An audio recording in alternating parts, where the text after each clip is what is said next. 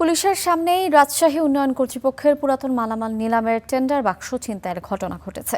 এ নিয়ে উত্তেজনা বিরাজ করছে সেখানে। সবশেষ পরিস্থিতি জানাতে রাজশাহী থেকে সরাসরি যুক্ত হচ্ছেন জিয়াউল গনি সেলিম। সেলিম, ছিনতাই হওয়া টেন্ডার বাক্স কি উদ্ধার হয়েছে কিনা, এই মুহূর্তে সেখানকার পরিস্থিতি সবিস্তারে জানাবেন। রাজশাহী উন্নয়ন কর্তৃপক্ষ আরডিএ পুরাতন মালামাল নিলামের দরপত্র দাখিলের শেষ দিন ছিল আজকে দুপুর 1টা পর্যন্ত, কিন্তু সকালে একদল ব্যক্তি এসে পুলিশের সামনে এই টেন্ডার বাক্স সেটি নিয়ে চলে যায়। এরপর তারা কিছুক্ষণ পরে আবার টেন্ডার বাক্সটি উদ্ধার করা হয়েছে।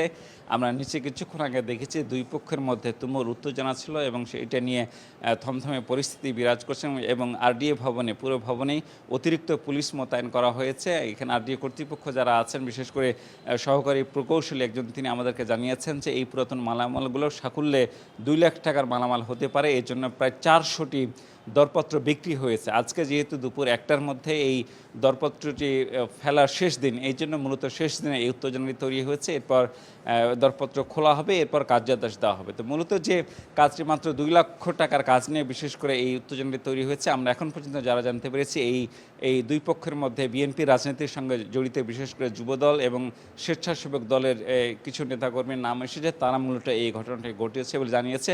আমরা পুলিশের সঙ্গেও কথা বলেছি। পুলিশ বলেছে যে এই বিষয়ে সিসি ক্যামেরা দেখে প্রয়োজনীয় ব্যবস্থা নেওয়া হবে। তো রাজশাহী থেকে আরডিএ ভবনের উত্তেজনা বা টেন্ডার বাক্সের ছিনতাইয়ের সর্বশেষ আমার কাছে ছিল এই।